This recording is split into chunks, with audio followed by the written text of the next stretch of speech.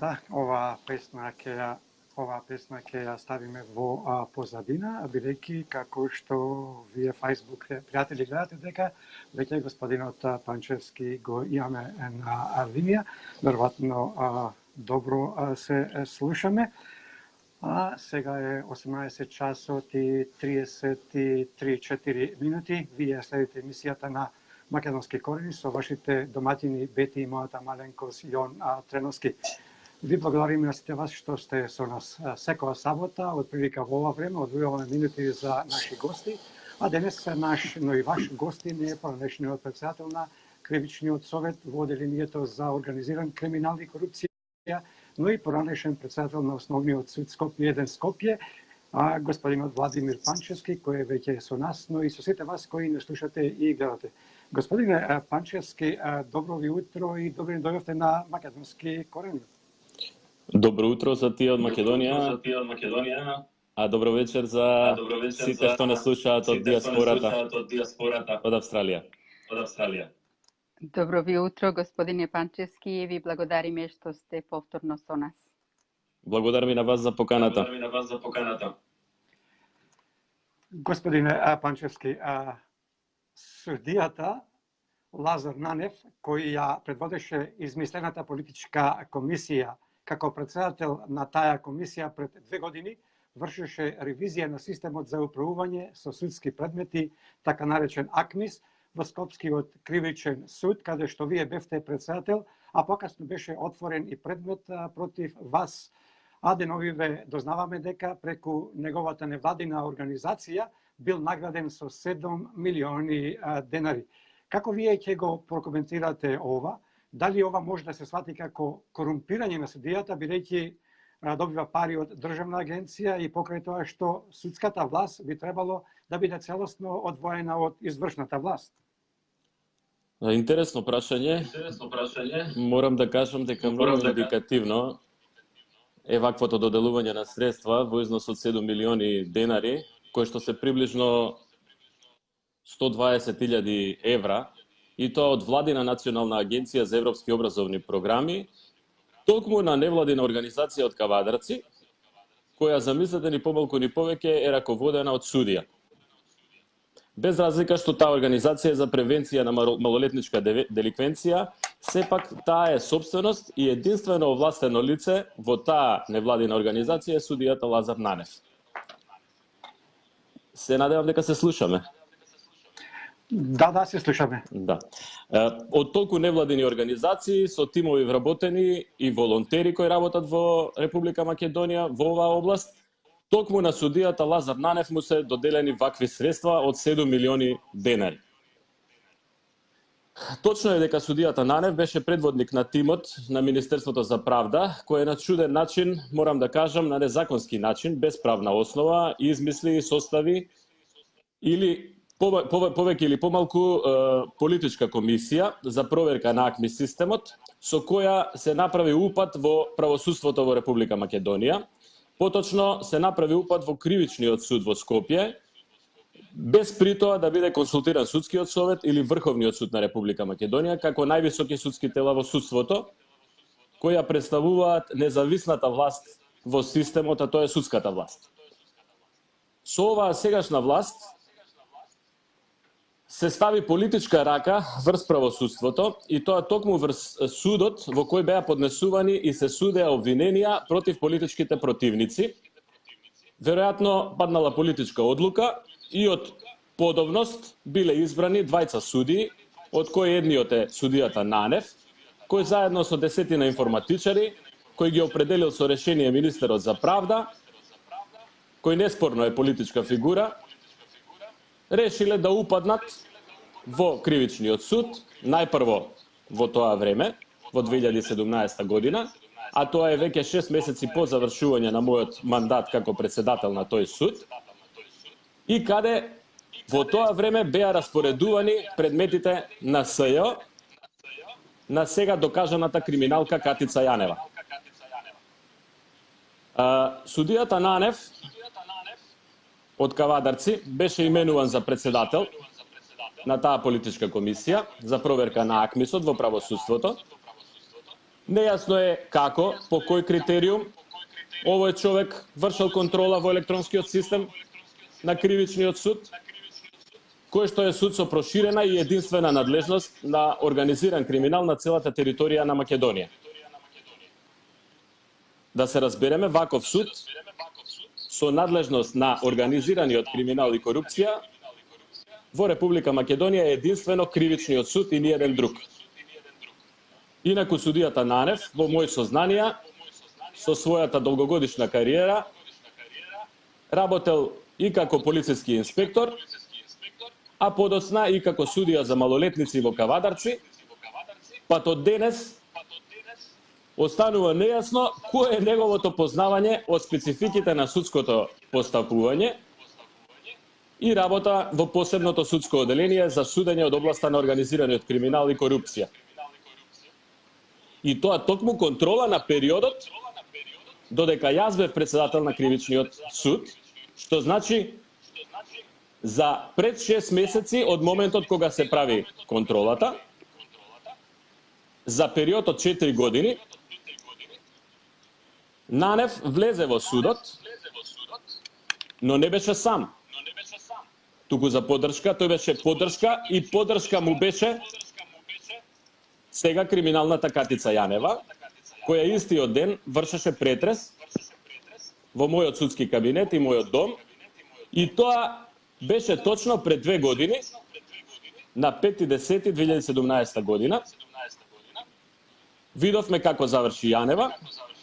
Сигурен сум дека и Нанев ќе го снаѓе слична судбина, бидејќи неспорно со донираните 7 милиони денари од владината агенција, од државна сметка, на сметка на неговата невладина организација, постои сериозна спрега помеѓу извршната и судската власт, што е недозволено и криминално и представува корупцијски скандал од највисок степен.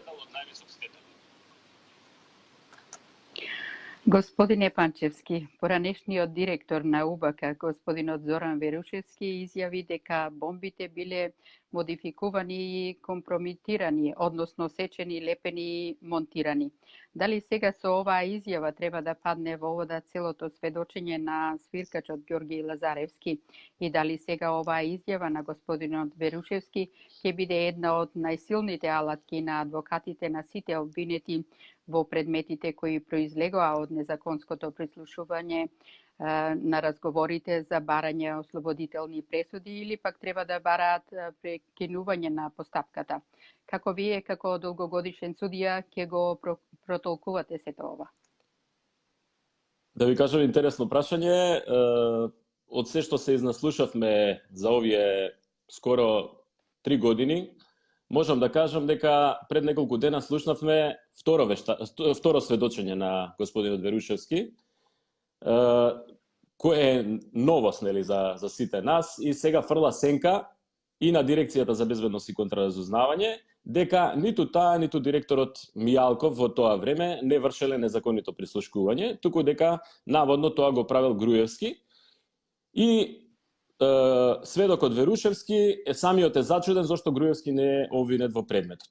Искрено да ви кажам, вакви пресврти се реално чудни за правосудната фела, особено за мене како долгогодишен судија и професионалец, каде круцијални докази се модифицираат на овој или на оној посакуван начин, за да се даде посакуван тек на постапките. Имено од тоа што до сега го видовме, факт е дека има прислушкувани разговори и дека некој неовластено снимал.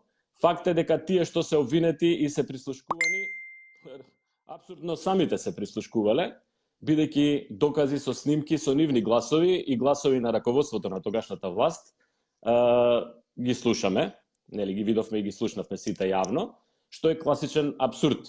Факт е дека снимените разговори се сечени, лепени, но тие беа сечени и лепени, колку да се подсетиме, за проектот на Зоран Заев наречен Вистината за Македонија, со кој започна целата оваа рашомонијада во Република Македонија. Факт е и дека за многу од разговорите произлезе дека се работи за манипулација со разговори и реално се работи за манипулација со човечки судбини, како за оние со случајот Монструм, кои институционално и од врвот на власта беа злоупотребени за политички поени. А од се ова можам да заклучам дека постои една парадоксална ситуација да политичките криминали и злоупотреби се перат сега преку судската власт, по примерот на една добра изрека на авторот Тин Ујевич, која вели: одевме по патот беше долг, но доцна свативме дека тој пат беше круг. Вистината е некаде на средина. Тој што имал и има корист од ова, тој мора да е конспираторот на целиот случај со прислушкувањето. Реално, сите знаеме кој има корист од сето ова, тоа е власта и никој друг. Вистината е и дека политиката секогаш го перела својот валкан веш преку правосудството, но трагично е што правосудството не смогна сили за овие 27 години самостојност да се покаже како самостојна власт и да се избори и да го докаже својот интегритет. Дали сега правосудниот систем треба да се позанимава и со ова сега веќе драматична ситуација? Каква казна е предвидено за лажно сведочење и дали наватно се остава временски простор за да може Верушевски да ги уништи главните докази на СЈО? Па видете, не верувам дека тука има некое лажно сведочење, не верувам и дека сведочењето на господинот Верушевски е во насока на некакво лажно сведочење и уништување на некакви докази. Мислам дека лажно сведочење нема. Судијата кој го суди предметот или ќе поклони верба или не на ваквите искази, бидејќи нема систем кој ќе го докажува постоењето на лажно сведочење во оваа ситуација или тенденциозност во сведочењето. Посебно што сметам дека се работи за претпоставки на сведокот, од она што сите јавно го слушаме и го дознаваме преку медиумите, а не за конкретни факти. Сметам дека судијата треба да направи селекција на битни факти, од кои се проверува тезата на обвинението, а се ова друго што го гледаме е само театарска и медиумска представа, забава за народ во овие тешки услови за македонскиот народ и македонската држава. Пресврт, каков пресврт ќе се случи? Слично, тоа може да се користи само за политички поени, јавна кампања, за подгревање на народните маси и потенцијални гласачи, веројатно бидејќи доаѓа предизборна година. Особено морам да кажам дека индикативно е што сведокот дава исказ, па потоа премиерот Заев го објаснува тој исказ на сведокот во јавни настапи на телевизија, на медиумите, и појаснувајќи што сакал сведокот да каже, што е директно мешање на извршната власт во судската власт и влијание на тоа што сакал или не сакал сведокот да каже, па за чудо пак го викаат сведокот да даде исказ пред судот. Според мене тоа е театар и ништо повеќе. Господинот Пита Ван Хауте неодамна имаше изјавено дека е против поставката за предметот против Катица Јанева да го водат Јовески и Русковска. Тој вели дека Катица треба да ја истражува специјален суд, но Јовески сепак ги презеде предметите и неовластените снимки и повторно ги прибра во таборот на неспособните. Како ќе ја прокоментирате изјавата на Ван Хауте? Дали треба уште да дозволуваме да ни се повторат вакви како Ван Хауте и како Прибе и слични на нив, и по кој основ Јовески ги презеде предметите од специјалното јавно обвинителство? Мислам дека во никој случај не смееме да дозволиме странци кои што немаат познавање за нашите овде македонски услови и релации и односи да решаваат за вакви круцијални прашања, како што тоа беше во минатото, како што тоа го дозволија политичките партии. Интересна е тезата на Ван Хауте. Можам да кажам дека веројатно тој зборува од неговото искуство со Катица Јанева и е свесен за капацитетот на Јовевски и Русковска и повеќе се плаши овие двајца да не ја утнат работата и да се отиде во непосакувана насока. Ван Хауте и Прибе, двајцата се добри другари од Холандија, беа нарачани експерти, анонимуси, кои дојдоа да спроведат точно определен план на странските намесници. И тоа ни е јасно на сите. Овие двајца експерти, предходно анонимуси, направија катастрофални штети по воспоставениот систем на поделба на власта, на законодавна, извршна и судска. Буквално, со своите извештаи и инструкции го распаднаа дотогаш воспоставениот државен систем, за да може да се случи политичкиот пресврт. Државен систем не зборувам само изминатите 10 години, но државен систем кој што е воспоставен во Република Македонија 27 години наназад од нејзиното осамостојување. Но сето тоа го дозволи слабата политичка моќ, веројатно, да одолее на такви странски намесници и сето беше во зависност со меѓународната заедница, бидејќи и двата експерти беа промовирани директно од меѓународната заедница, од дипломатскиот кор во Република Македонија, нели, кој што го представува меѓународната заедница. Како пример, каков експерт бил Прибе, може да се види од неговото јавно објавено CV, каде е видливо дека тој бил европски експерт, но за земјоделие и реформи во земјоделието. Па сега вие најдете ја сродноста на правото и правосудниот систем на една држава и како толку добро овие експерти за кратко време наменски го проучија, го изанализираа правосудството и законите на Република Македонија и донесоа, замислете, извештаи, заклучоци. Апсурдно. И конечно, ако биле во право, зошто еве почнува 4-та година од мандатот на новата власт, по чија нарачка беа изготвени сите овие извештаи од тие странски експерти, зошто после нивните извештаи нема ни едно мало подобрување и поместување во правосудството? На подобро да речеме. Се оди на полошо. Гледаме дека нивното чедо, Катица Јанева, за кое што на голема врата зборуваа, значи и ја промовираа, дури во меѓународни рамки, добиваше и награди и слично, заврши за дрешетки. Обвинителот Јовевски, истрагата за измамата на столетието во Република Македонија ја води со месеци и цело време тапка чекајќи инструкции од владата и ништо повеќе. Да ви кажам, целата оваа ситуација е апсурдна. Народот ја знае, мислам ова што го зборувам јас не е нешто ново. Сите ние веќе свативме во што се состои измамата на столетието на Република Македонија. Господин Панчевски, а пред да ви поставиме едно друго прашање, ќе се навратиме на она што рековте дека ванхоите по земјоделие, меѓутоа има тука сличности, бидејќи и премиерот ни е црпнат од земјоделието, од бортинската рива.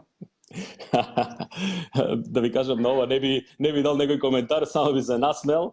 Не е само премиерот, има и министри таму што се, нели, од земјоделието, така да веројатно Македонија е и земјоделска држава, мислам далеку на страна шегата, но вистина треба да се направат реформи и во тој дел. Изминативе неколку недели, па и месеци, слушаме како премиерот Заев на пресконференции раскажува приказни за ОЈАО и СЈАО и нивните кадри. Па притиска за обвинителството, за велика корупција на која обвинителство опозицијата да предложи обвинител. Како гледате вие на сето ова? Има или не закон во државата?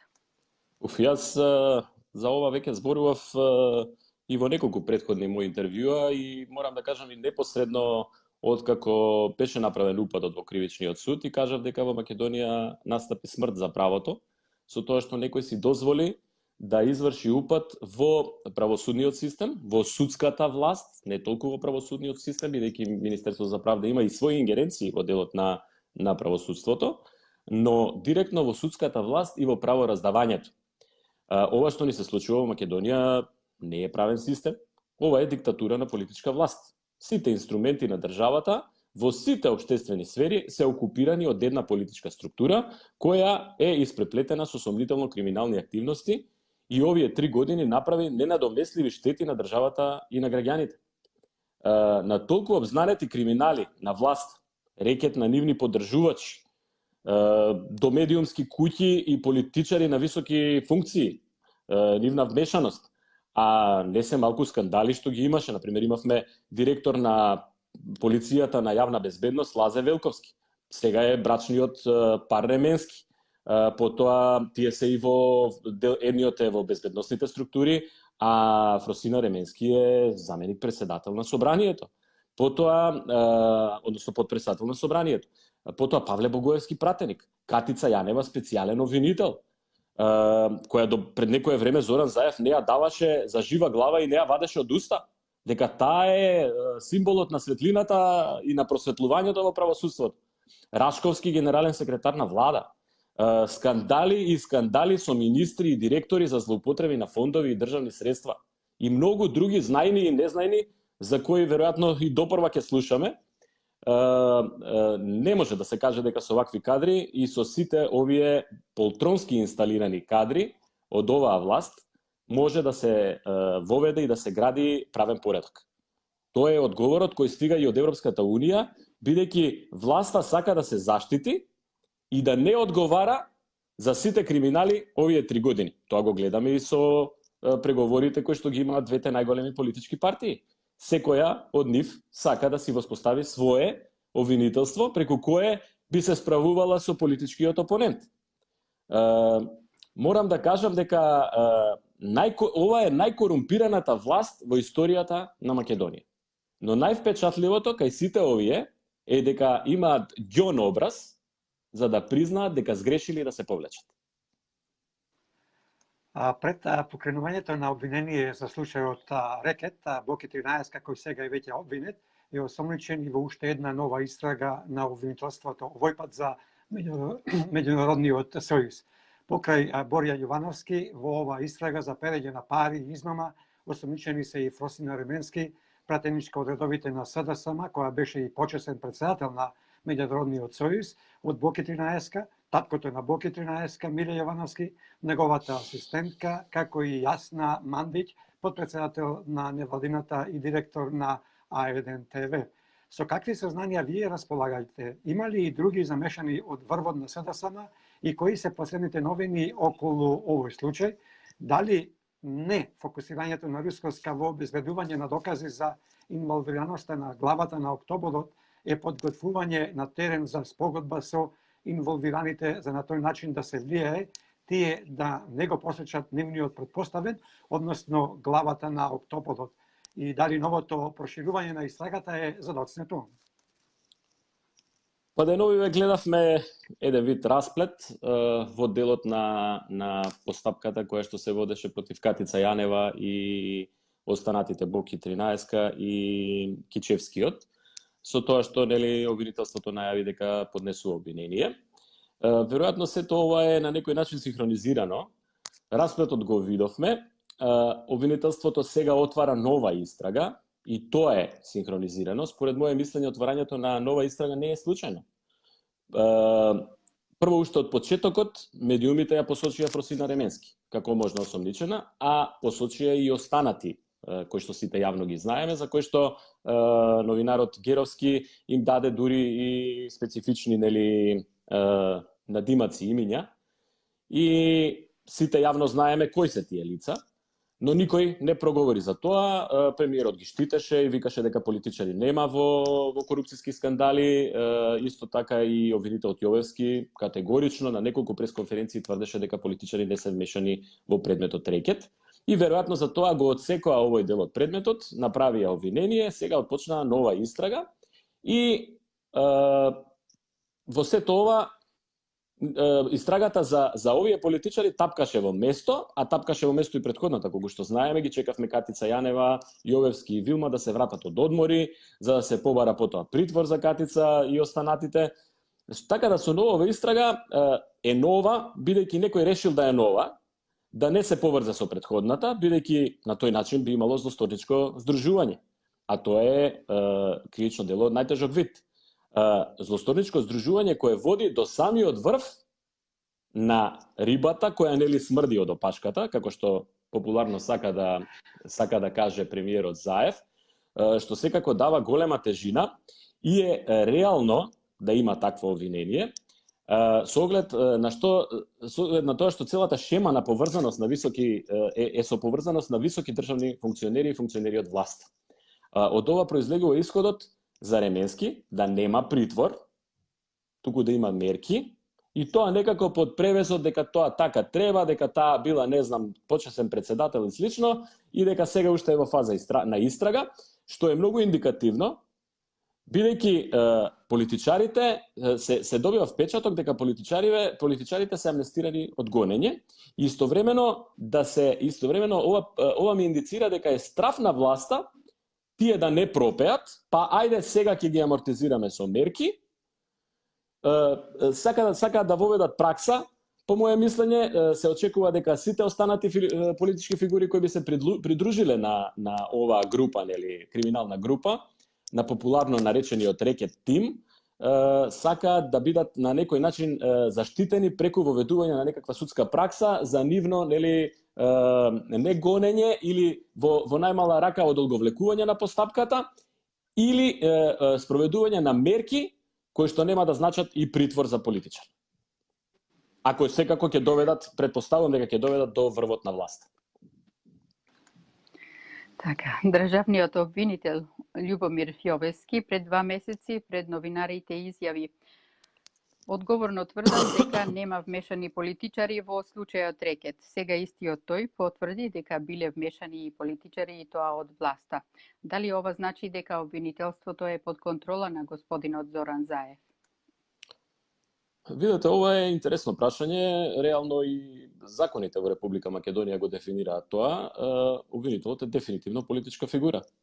Го предлага владата, а го бира политичкото мнозинство во парламентот. Предводник на политичкото мнозинство во парламентот е изразено и олицетворено во политичката фигура на премиерот, а тоа е во моментот Зоран Заев. Не е реално да очекувате независност во водење на кривичните постапки. Дефинитивно, со сите постапувања на обвинителството, се покажа дека тоа е полтронски орган на власт. Политички избраниот обвинител исто така го држи во хиерархиска зависност целиот орган на обвинителството. Не верувам во декларативната самостојност на хартија на обвинителите, кои што се докажа дека тоа не го прават. Значи, не може една ваква истрага која што е од круцијално значење за Република Македонија, од круцијално бидејќи се работи за највисокиот врв на политичката гарнитура инволвирана во Рекет. Тоа го видовме сите, го гледаме. По моје убедување, обвинителството е под целосна контрола и заштита на Зоран Заев и во спрега со него ги презема сите действија за да ја заштити политиката на власт, но и да биде воспоставен инструмент за сите останати кои држат до својот интегритет, значи да бидат санкционирани или на некаков начин да бидат под контрола и надзор, да не измрдаат од целата таа структура што ја имаат воспоставена. Господине Панчевски, деновива беше усвоен шестомесечниот извештај од надзорната комисија за надзор во насока на тоа дали и колку се применувал АКМИ системот, а кој беше спроведен во 8 судови, меѓу кои и основниот суд Скопје 1 Скопје, во кој вие бевте и председател. Министерката за правда Рената Десковска изјави: комисијата за надзор заклучила дека во сите судови управувањето на предметите се вршело исклучиво преку АКМИ системот. Вие сте обвинети за овој случај со употреба, односно злоупотреба на АКМИ системот. Како сега ќе го прокоментирате овој извештај и зошто токму сега го прават овој извештај? Која им е намерата на овие од власта на Заев? АКМИСот, како што кажав и претходно, беше една политичка нарачка. Како да се освои судот, да се предизвика страв кај судиите, а јас во конкретниот случај да бидам пример за сите суди.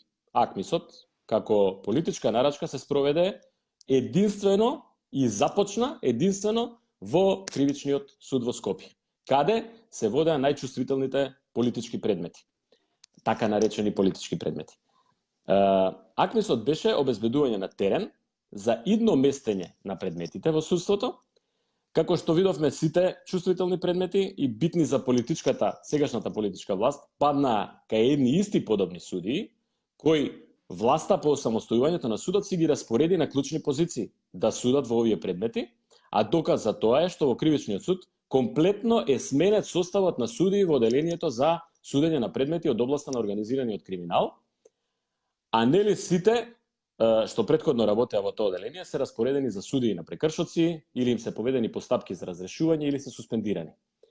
Како што е случајот и со мене, нели впрочем. Како што и во претходното интервју кажав, јас сум обвинет за распоредување на предмети кои ги поднесувало обвинителството, замислете, предмети кои ги поднесувало обвинителството, вклучително и СЈО, додека јас сум бил председател на тој суд, предмети кои ги суделе судии, некои од нив долгогодишни судии, избрани од судскиот совет можеби 80-тите години, и по моја вина е тоа што предметите не биле распоредени електронски, туку доделувањето било рачно преку електронскиот систем повторно, кој го дозволува тоа. Значи има таму систем кој дозволува рачно распоредување на предмети, а тоа е во отсуство на критериум. Замислете, Никој не се буни за постапувањето, ниту поведува постапка за постапувањето на судиите по предметите, а тоа се највеќето, значи таму се води постапка за 49 предмети колку што се сеќавам, од областа, повеќето се од областа на организираниот криминал, а мислам дека само 2 или 3 се од специјалното обвинителство. Замислете, никој не се буни за постапувањето на судиите кои суделе во предметите, бидејќи предметите се потврдени и поминувале и се уште го поминуваат патот на жалбена постапка, па потоа постапка пред апелациониот суд, воредни правни лекови пред Врховниот суд. Туку само распоредувањето, што е законска и деловничка обврска на секој председател, да внимава за рамномерна распределба на предмети, бидејќи електронскиот систем АКМИС е само компјутерска програма која е направил човек. Точно е дека скоро до некаде до 2014 година клучевите за овој АКМИС систем ги имаше Американската амбасада. Бидејќи тој самиот систем е донација на УСАИД, на судството. Судот не имаше пристап до клучевите на судот. И сега индикативно е како таа компјутерска програма може да се справи со сите животни ситуации. Заради тоа и во законските и во деловничките прописи е оставен простор да такво влијание има и председателот, односно тој да се грижи за рамномерна распределба на предметите во отсуство на одредени критериуми кои што ги налагаат одредени животни ситуации, бидејќи во животот не знаеме што се случува. Видете, специјалното обвинителство се формираше по политичка волја. АКМИС од него препознава специјалното обвинителство како посебен критериум на распоредување на предметите. Интересен е фактот што 49 предмети за кои што ме товарат се распоредени рачно, сите се доделени на различни судии, наспроти на сегашното доделување на предметите само на судијата Кацарска и на неколку други суди.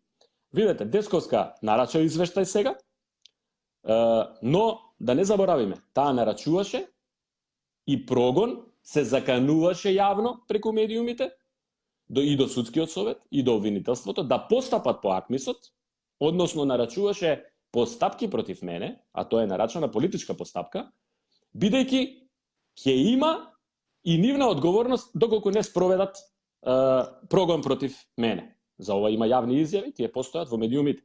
Значи си има архиви.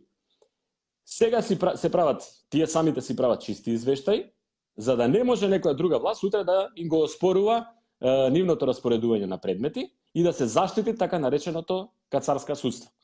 Со тоа што АКМИСот, сите знаеме дека беше заглавен на Кацарска и сите политички чувствителни предмети паднаа токму кај судијата Кацарска. Пандорината кутија околу судството и законодавството, кое, како што вели господинот Заев, го отворил како пупка, некако многу се проширува. Се изгледа сега, ако некој сака да отвори таа пандорина кутија, ќе има доста работа ако сака да се справи со поглавието правда и внатрешни работи. Имајќи предвид дека владата на СДСМ, односно на господинот Заев или уште поточно државните функционери, користат клиентелистички пристап по хиерархиски релации на шефови и полтрони, а полтронството е феномен кој не изумира, бидејќи постои откако постои светот и векот. До кој степен е во Македонија достигнато полтронството? Дали полтронството познава граници? Дали може вие да посочите еден пример на полтронство во политиката? Видете, пример за полтронство има многу.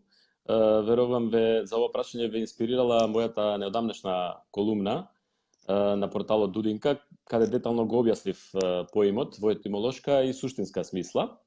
Им порачувам на слушателите да ја прочитаат колумната во врска со поимот.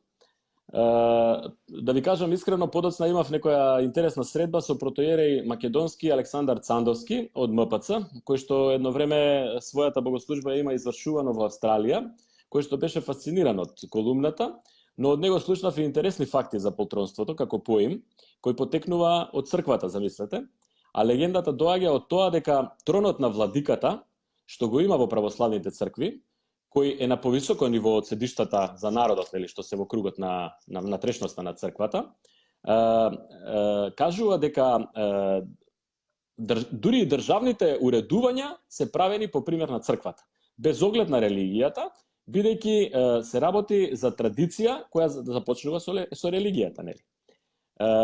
И секако ние мораме да ја негуваме традицијата и оваа ваша емисија Македонски корени иницира негување на традицијата преку ширење на македонската песна и на македонскиот глас. Интересно е дека во историјата владетелите и владиците, кога биле присутни во црковните служби, седеле на тронот за време на богослужбата, а народот доаѓал да им се поклони.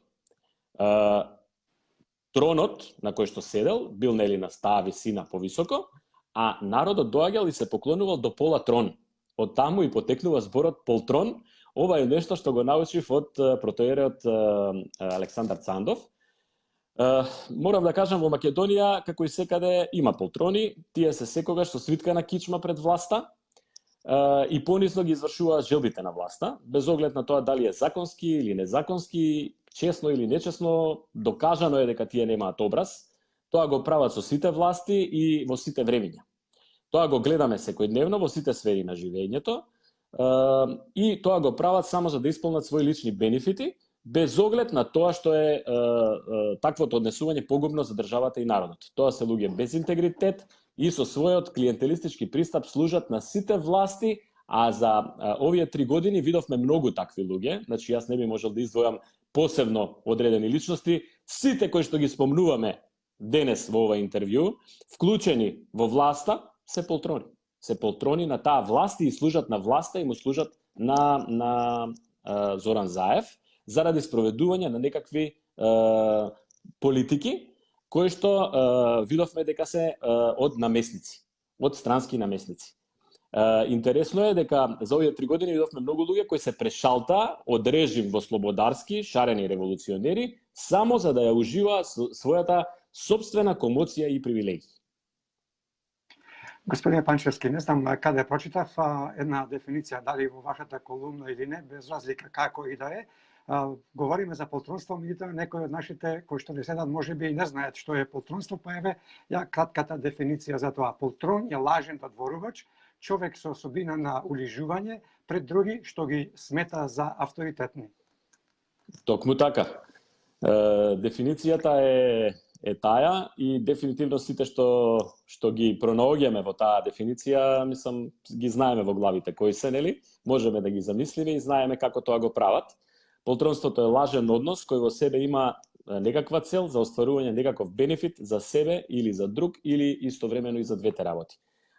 Морам тука да истакнам дека во Република Македонија со оглед на феноменот што политиката го има поклопено секој делче на општественото живење и опстанок, полтронството се развило до врвни граници, па така имаме полтрони од кариера, пливачи со секоја политичка гарнитура, кои се делат на притаени извршители, кодоши, подкажувачи, клиентелисти, кои тајно го подхрануваат егото на секој политичар или функционер.